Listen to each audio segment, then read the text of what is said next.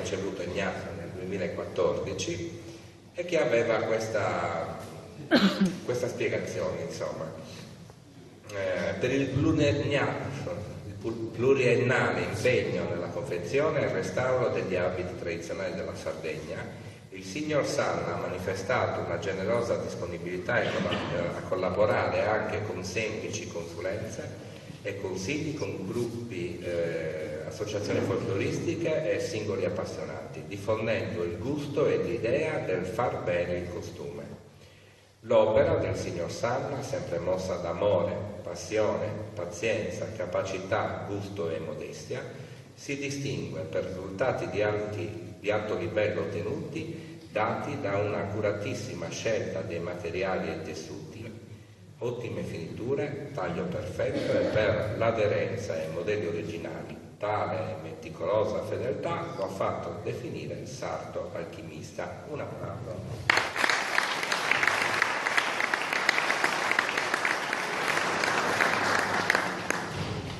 Bene, dopo questa presentazione ti cedo la linea, fare un'esposizione sulle tue ricostruzioni, insomma, ti cedo. No? Quando Andrea mi propose questo incontro, questo convegno, mi elencò anche il titolo che aveva scelto, che era Po conosci. Subito l'ho ripresi e dissi che po conosci, il po era tanto per, e questo non mi piaceva. Chi intraprende questo percorso nel folklore non deve lavorare tanto per, e quindi gli consigliai il de conosci, imperativo, da conoscere, perché non si può improvvisare. Il termine un po' lo spaventava, perché sembrava quasi che fossimo padroni della verità, che in effetti non abbiamo, però ci proviamo anche mettendoci in discussione con diverse scuole, con diversi pensieri, e finché tutto questo è costruttivo, ben venga. Non, ahimè, tutti un po' bazzichiamo su Facebook, che è un po' il canale dove ci confrontiamo, molte volte subentrano proprio delle liti per le diversità di pensiero. Questo è sbagliatissimo, badate. Ho perso delle persone soltanto perché ho dato dei consigli che a parer mio potevano essere d'aiuto. Sono stato proprio bannato dalle loro conoscenze. Ben venga, perché ripeto, persone che hanno la mentalità così chiusa non mi piacciono. Mi piacciono invece quelle persone che documenti alla mano, perché sono abituato a fare così, a presentare le mie ricerche, le mie scoperte, presentando le basi, presentando quello che veramente ho in mano. Quindi il po' di dessi non mi piace, ma deppi dessi è così. Quindi adesso iniziamo un dei piccoli consigli, quelli che mi piace anche dare su Facebook quando vengo interpellato. Qui, ecco, qui ci troviamo a prendere come esempio, sempre rifacendomi a degli argomenti che si trattano su Facebook, pareri di questo abito era di mia trisnonna del 1820. Allora, impariamo una cosa. Andiamo a ritroso. Se tu hai 50 anni, tuo padre ne ha 70, supponiamo, tua nonna ne ha 90, tuo bisnonno ne ha 110 e non arriviamo al 1820. Ci sono delle tavole anche per arrivare a questo. Quindi come si fa una datazione di un capo? Qui abbiamo forse il primo esempio di corsetto rigido. Quando sono entrato in possesso di questo indumento, prima Marta parlava, l'ha quasi anticipata la cosa, perché nel busto di Tissi quasi hai dato per scontato che non poteva essere possibile. Qui ci troviamo con un corsetto che, se guardate bene nell'iconografia del ritratto di Maria Piras, che è una benestante di Quartu Sant'Elena, indossa un corsetto molto molto simile, un corsetto di struttura rigida, cosa che nella corsetteria campidanese manca. Qui ha proprio delle stecche di ferro tipiche ancora dei paesi del Logudoro. Quando mi sono trovata appunto in mano questo indumento, e non ci pioveva perché me lo diedero insieme ad un altro costume, chiamiamolo così, completo, mi ritrovai questo capo al punto di pensare che non facesse parte di quella famiglia, però era una famiglia molto benestante, proprietari terrieri, e questo non lo riscontravo con l'abito che mi avevano dato, quindi avevo pensato si trattasse di un abito, di un capo giunto magari da un parente del Logudoro, perché non riscontravo similitudini con gli abiti del Campidano. Poi vediamo anche il particolare di questo corsetto, che poi vedremo la differenza anche con i corsetti arrivati fino a noi. Quindi, ripeto, una struttura rigida, viene legato, chiamiamolo così, tramite dei lacci, che sono quelle asole che si vedono ai lati, e di una struttura unica,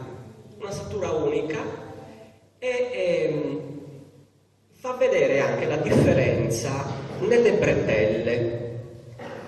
Qui si vede, appunto, indossato dalla nobile Maria Piras, che la bretella poggia quasi sulla giuntura tra il corsetto, tra il giubbino e la manica, cosa che invece non riscontreremo negli altri che poi vi farò vedere.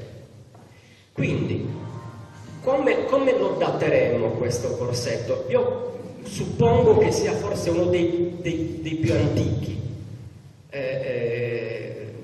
da prendere come esempio. Questo, Maria Piras era una donna che è morta alla fine del Settecento, e quindi questo corsetto in teoria dovrebbe essere della fine del Seicento, fine Seicento, primo Settecento.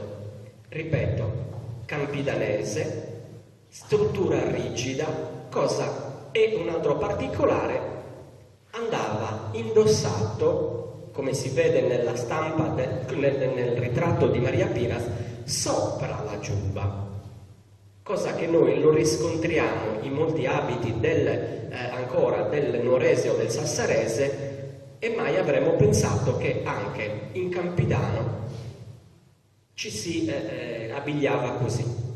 Quindi qui siamo alla fine del Seicento, è in velluto di setta, impreziosito da questi galloni in oro con filo metallico. Ne è rimasto soltanto uno, una sorta di coccarda sul lato destro, sul lato, per chi guarda è sul lato destro, sì, sempre fatto con un filo d'oro. E la particolarità come abbiamo visto anche nel corsetto di Tissi, questa struttura davanti, quasi sempre molto rigida, quasi per stringere anche il punto vita all'altezza dell'ombelico. Idem anche dietro, ha una sorta di coda rigidissima che, se lo riparagoniamo anche agli abiti di corte che ci hai fatto vedere tu, sono molto simili. Andiamo avanti. Ecco, qui ci spostiamo ancora con un'altra particolarità. Noi siamo abituati a vedere la corsetteria che è arrivata a noi, struttura sempre unica. Qui notiamo un altro particolare, che è divisa su tre parti e cucita nelle sue parti con un nastro di seta a intreccio. Questo motivo lo troviamo ancora anche tuttora negli abiti dell'Obudoro. I corsetti vengono, o anche nell'abito di Nuoro, nell'abito di Busacchi, se non sbaglio, vengono, non ho dietro, parlo della giuntura delle parti. È fatto con una struttura di lino grezzo molto rigido, e qui siamo intorno al 1850-60. Notiamo anche un altro particolare, che la parte finale, chiamiamola così, non è rifinita. Forse questo ci dovrebbe far capire che il corsetto in questo punto veniva indossato sotto la gonna, cioè la gonna andava a coprire il punto vita e quindi non era necessario fornirla di preziosissimo tessuto qual era il brocato, non accessibile a tutti. Un'altra cosa, notiamo che in questo corsetto non allaccia più davanti, cioè, o meglio, non ha la struttura completa da coprire interamente il busto come era nell'altro corsetto. Qui siamo andati invece a scoprire completamente il punto seno, perché se vedete bene il davanti praticamente arriva quasi a toccare i seni, ma senza coprirli, quindi li evidenziava. Un'altra cosa, andiamo avanti, questo è un altro corsetto, sempre dello stesso periodo, anche questo cucito, assemblato con questo nastro di seta ad incrocio per unire le tre parti.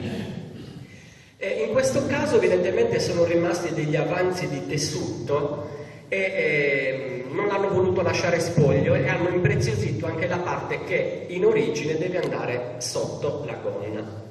Un'altra particolarità, qui non so se si veda bene, ma quei puntini bianchi che vedete sono dei punti luce, delle paillette di metallo che sono presenti anche nel corsetto di Maria Piras.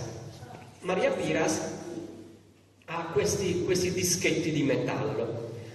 Particolare che ci fa capire l'uso che ne aveva questo corsetto è dato che questi dischetti di metallo sono presenti anche sul davanti insieme alle guarnizioni, queste trine dorate. Questo ci fa capire che non veniva coperto dal classico fazzoletto che poi successivamente coprirà la scollatura. Ritorneremo su questo corsetto dopo per farvi capire un altro particolare. Ecco, questo è quello che è arrivato un po' a noi. Qui la struttura non è più divisa sulle tre parti, ma una parte unica. Quella che in effetti serviva quasi per tenere le parti cucite. Qui in questo caso vengono evidenziate da una sorta di guarnizione, una guarnizione fatta con un filo, con una seta rossa e del gallone d'oro. Anche in questo caso si nota che manca la chiusura totale del busto.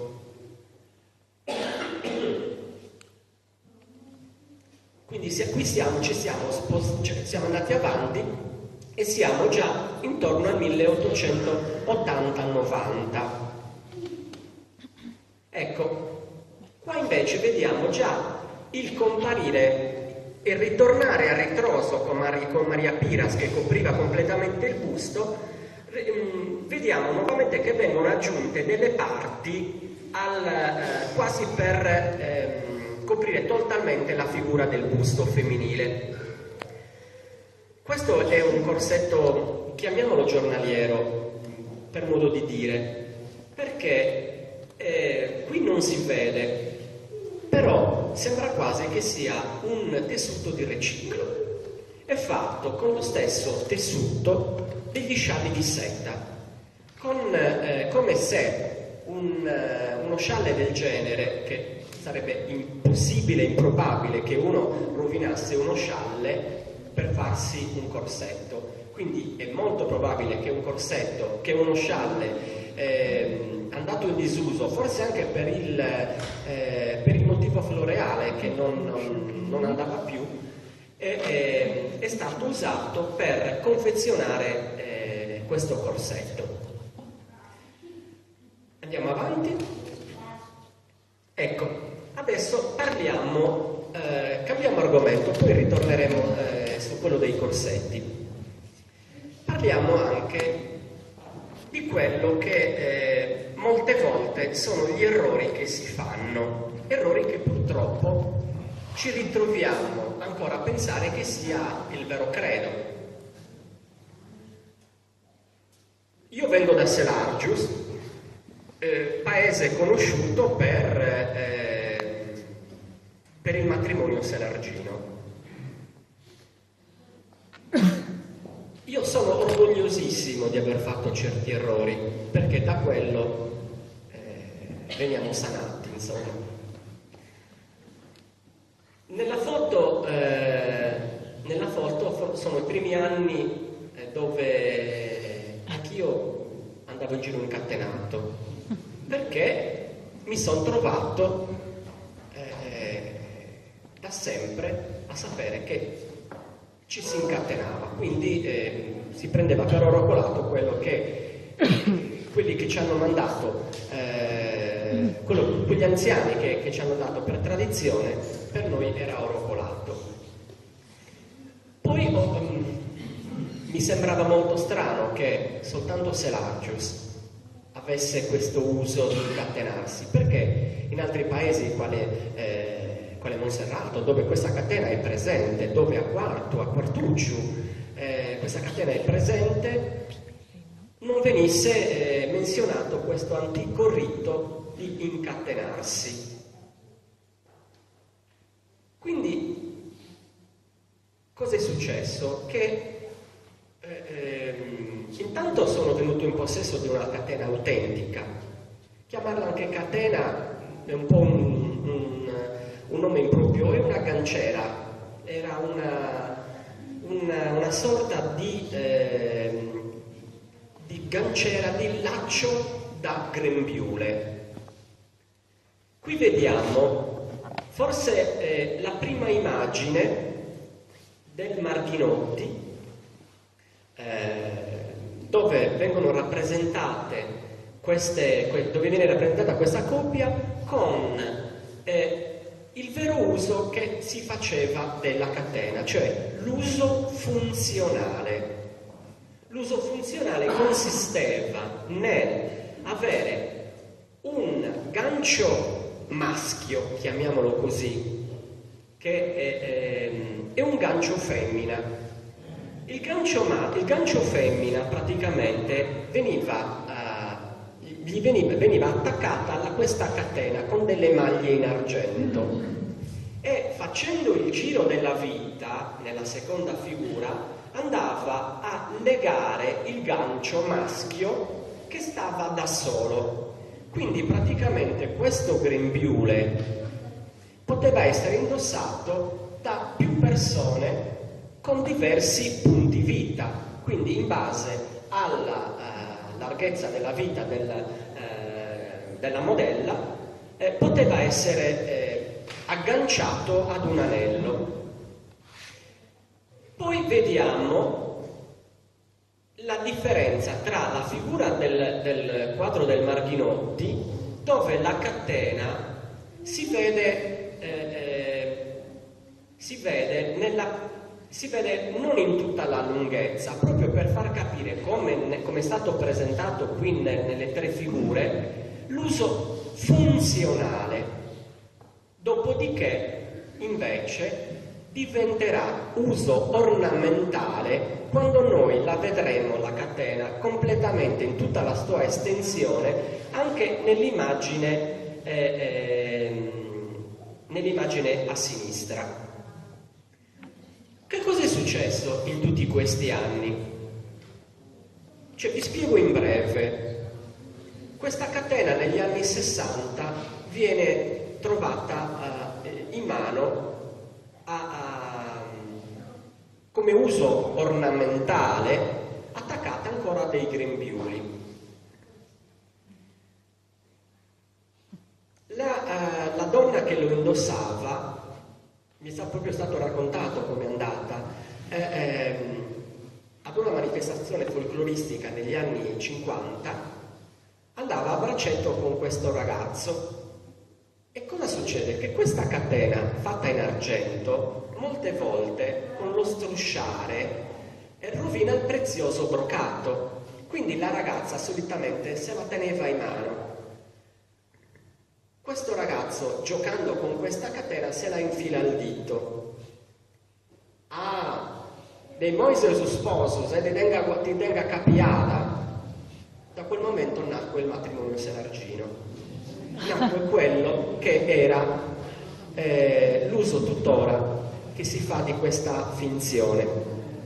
Selargio, ad esempio, è successo che è stata usata come simbolo del matrimonio fasullo. A Sydney, ad esempio, invece la mettono come ganciera di un coprispalla, di un serenico. Anche questa è una funzione sbagliata di usare questa catena. Anche perché qui c'è faccio degli altri riscontri. Questa catena in argento, funzionale in questo caso, viene usata anche in altri paesi. Perché soltanto a Selargius doveva essere usata per simbolo del matrimonio? Quella è una foto di Busacchi. In quest'altra sulla destra è Samugheo, che badate bene, anche qui osservate che questa catena è stata, a differenza ad esempio di Busacchi o di Desulo, che ce l'hanno proprio nel punto vita, anche Samugheo, nel caso a sinistra, la usa come ornamentale, perché stando nel punto vita veniva nascosta dal giubbino, quindi non aveva senso. Quindi la portano più giù, ed è un uso veritiero questo, perché la usano come ornamentale, a differenza invece di Desulo e di Pula, che ancora ne fanno un uso funzionale. Quindi questi sono degli errori che, a parer mio, continuano tuttora a essere presi in considerazione e indottrinare i turisti e chi ha e quant'altri a pensare che a Selargius ci si incatenasse in questa maniera. Per me era sbagliato ed è sbagliato tuttora continuare con questa finzione. Andiamo avanti. Ecco, ritorniamo a una ricostruzione. Come deve avvenire una ricostruzione? È chiaro che, come diceva Marta, non è semplice. Parlare di verità e veritiera c'è una differenza. Ecco perché non possiamo trovarci da soli a fare una ricostruzione. Dobbiamo affidarci a chi già ci ha sbattuto il muso, nel senso buono della parola, a chi ha una visione totalitaria delle mode, dei periodi, ma non soltanto della moda sarda, ma anche della moda continentale, della moda europea, perché arrivava sempre tardi da noi, però prendevamo sempre spunto dalla moda europea. Qui ci siamo trovati imbattuti intanto su un particolare. Quando mi sono trovato a studiare su questo quadro del Marghinotti del 1862, già non era riconosciuto il sito, perché il titolo del quadro era Festa campestre e nessuno sapeva, alcuni dicevano Santa Greca, altri Sant'Efisio. Però io che sono del posto non ho avuto un minimo dubbio che quella si trattava della festa della chiesa di San Lussorio del 1862 appunto, ma anche perché la festa di San Lussorio era una festa importantissima per il Campidano di Cagliari. Era una festa che tuttora ancora certi cagliaritani la ricordano come una delle feste più grandi, perché si svolgeva ad ottobre. Ad ottobre, quando era finito il periodo della vendemmia, quindi c'erano i soldi, e non soltanto era una festa religiosa, ma era anche una fiera di vendita di stoviglie, di vendita scambi di tessuti, anche di animali. E in questo caso ci siamo trovati a discutere sulla figura centrale che appare nel quadro del Marghinotti. Allora, il Marghinotti viene considerato il pittore del re, perché lui ha dipinto la maggiore iconografia dei reali quando stavano in Sardegna, e viene anche considerato un pittore realista. Quindi non ho avuto difficoltà a prendere come veritiero il suo messaggio, perché intanto la figura femminile, come ho detto prima, indossa la catena nel senso funzionale. Un'altra particolarità: il corsetto, come ho detto prima, non è coperto da quel fazzoletto che poi arriverà dopo. La camicia non è quella cosiddetta a farfallo, con il collo di pizzo evidenziato, non era ancora arrivata.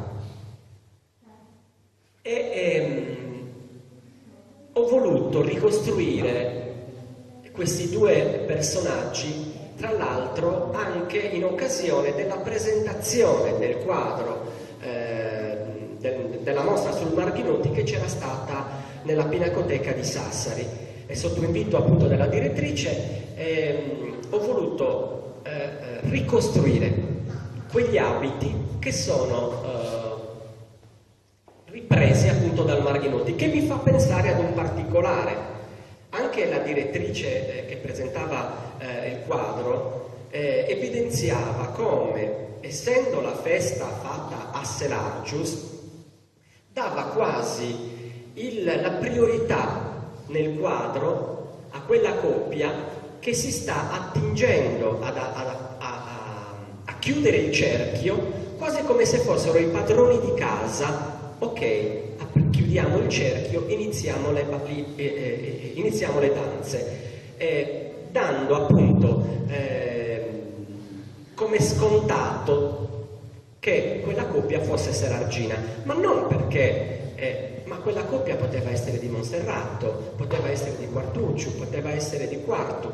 Nel 1862 ci si vestiva così, perché l'abbiamo riscontrato anche in alcuni capi che ci siamo trovati a toccare con mano.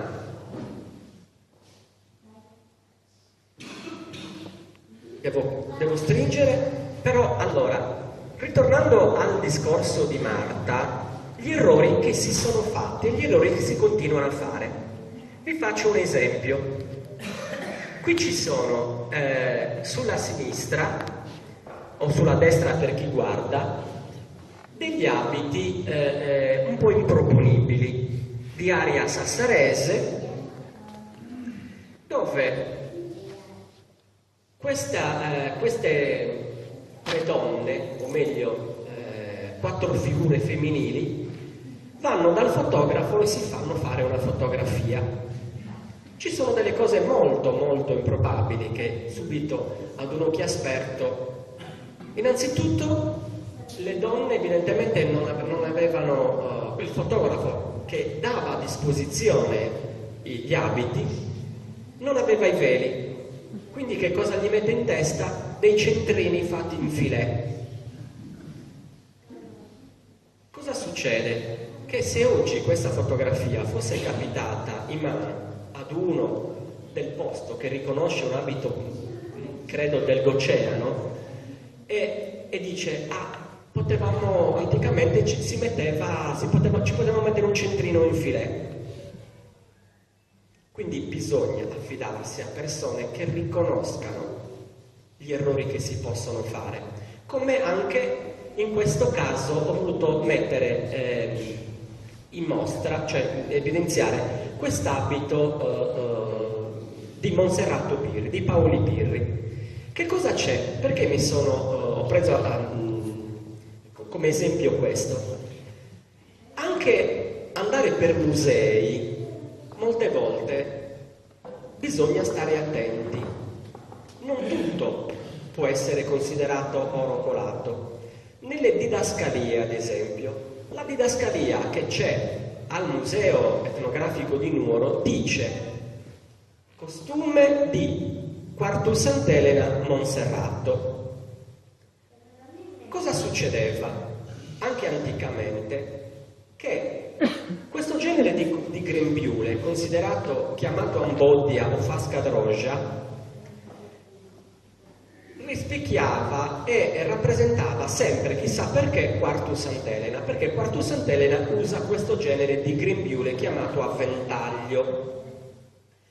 Ma non è soltanto un errore che si riscontra nelle didascalie, ad esempio, del museo, ma anche in certe cartoline o in certe stampe, dove viene considerato abito di Quartu Sant'Elena.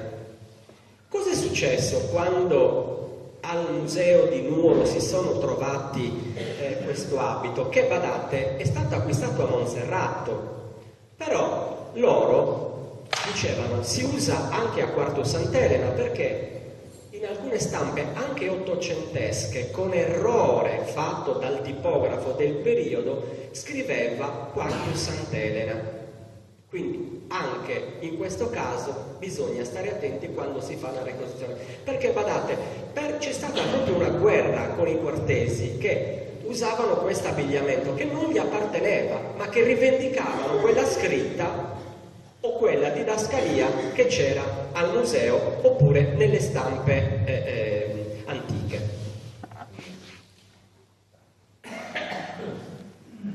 L'ultima. Guardate quella foto a destra. Vedete, sono dei personaggi in abito sardo e l'altra invece con un abito carnevalesco. Gli abiti molte volte sono stati usati per carnevale, mi sono trovato a restaurare dei pezzi antichi e trovare dei coriandoli dentro ancora. E questo perché anche quando hai evidenziato che molti uomini o donne invertivano i costumi, era dato proprio dal carnevale. Un'altra carnevalata è quella alla vostra destra, vedete, sono delle immagini per turisti. Quella che è successa 100 anni prima con quell'altra foto dove avevano le tendine i centrini di filè. C'è un fotografo che lavora tuttora in Marina a Cagliari, che ha questa sorta di costumi scenografici, scenografia tremenda, e che purtroppo cosa succede? Che supponiamo che questi signori vengano da Milano, portano queste fotografie a Milano e dicono: vedete, in Sardegna si vestono così. Io mi vergognerei, come mi vergogno ogni qualvolta che vedo certi gruppi che tuttora possono attingere alla verità, insomma, perché non è così lontano, come diceva Andrea. Oggi è molto più semplice ammettere di aver sbagliato, come ho sbagliato io quando andavo in giro incatenato. Buona serata.